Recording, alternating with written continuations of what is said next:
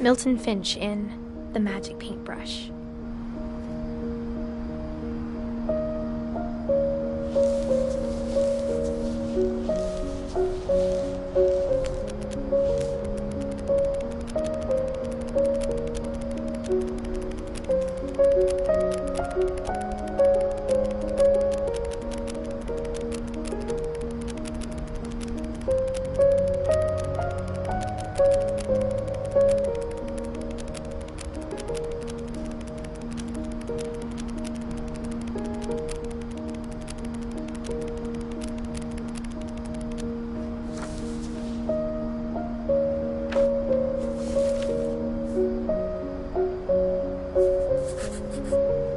I was 4 when Milton disappeared.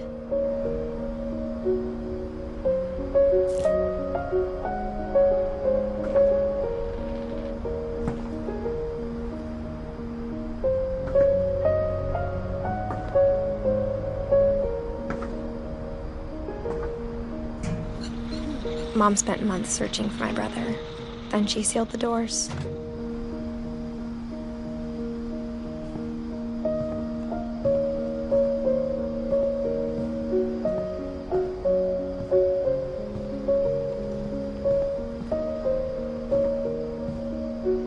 Whatever Milton had found in the house, Mom didn't want it getting out.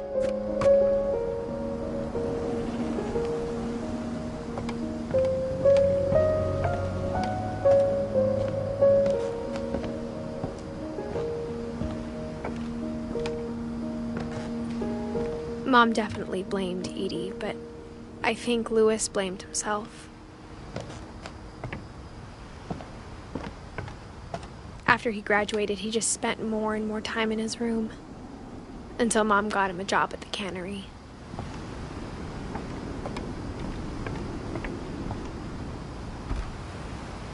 Everyone always told me to stay out of Louis's room, except Louis.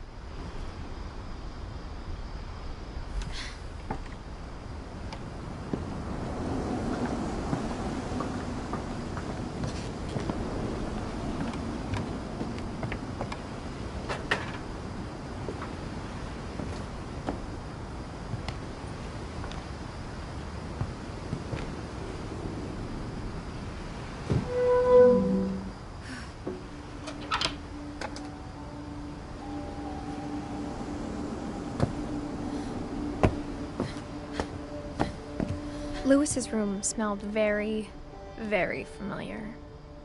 That part of him lived on.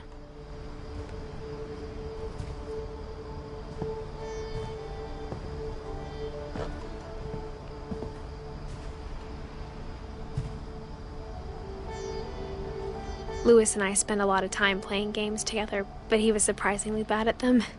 He died a lot.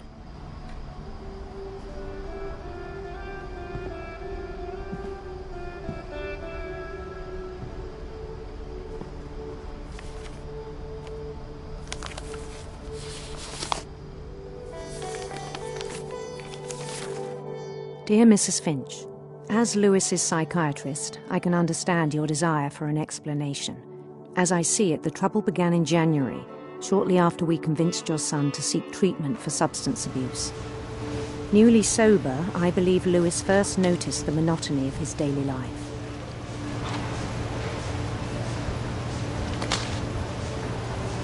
He kept working at the cannery,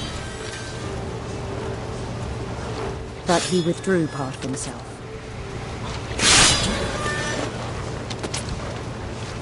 In our sessions, I saw the same behavior. His mind began to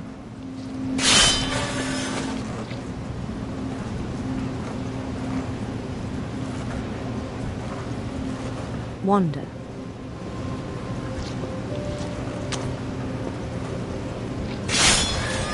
I asked him to describe it.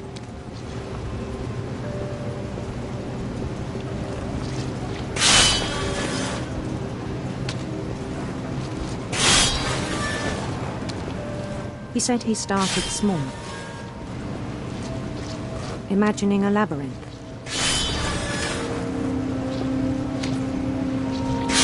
He'd feel his way about. Then something moved. Bats. And toads.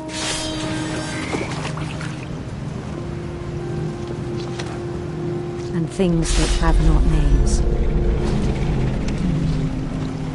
He knew it was all in his head. But he took it very seriously. I had hoped he'd find himself.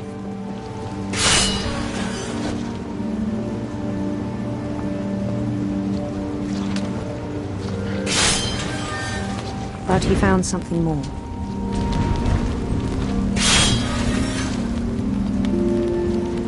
I worried about him then, daydreaming at the cannery. I spoke with his boss, but he said Lewis had become a model employee. Methodical, tireless, focused. Like a whole new Lewis. So I let him go on.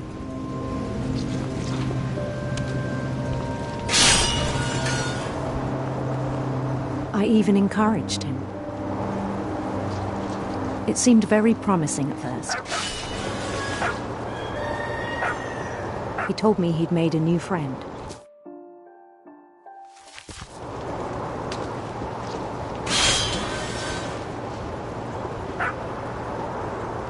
On the edge of a city he named Lewis Topia.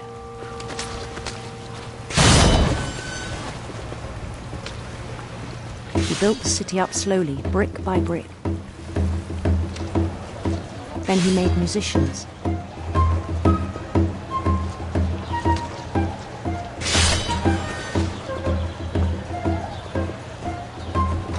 And songs for them to play. He talked about starting a band. And he was always humming something. Every day his imagination grew stronger.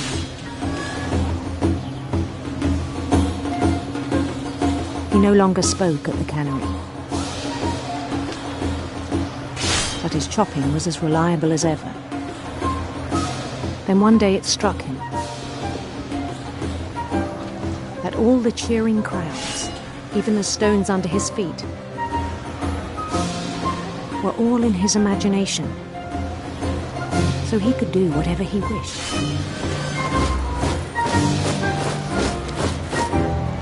He held an election for mayor.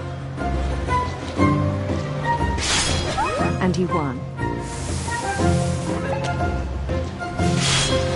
They begged him to stay, but his mind was already wandering. It became a game for him.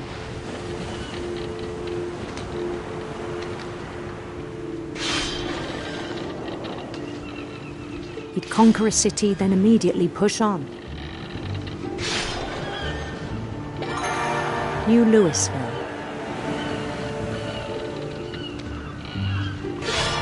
St. Louis. He started drifting away from our reality.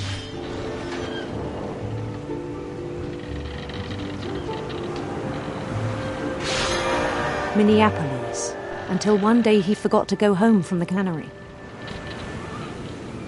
Even as his mother pleaded with him, part of Lewis kept sailing on.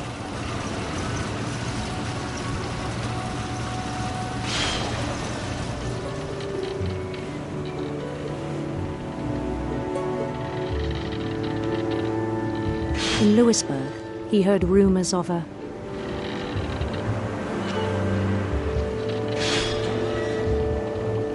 beautiful prince.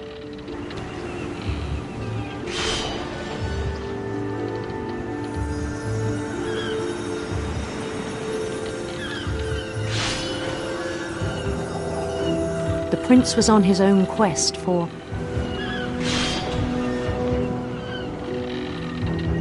sinister serpents.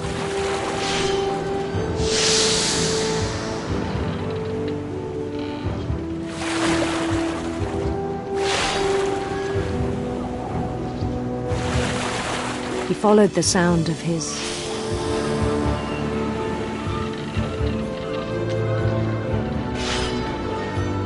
electric sitar.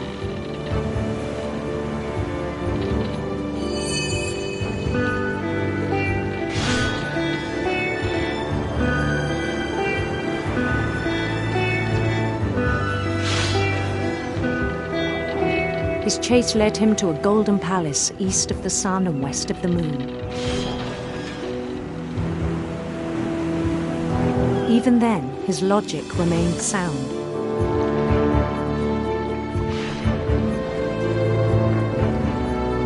He knew the world was all in his imagination.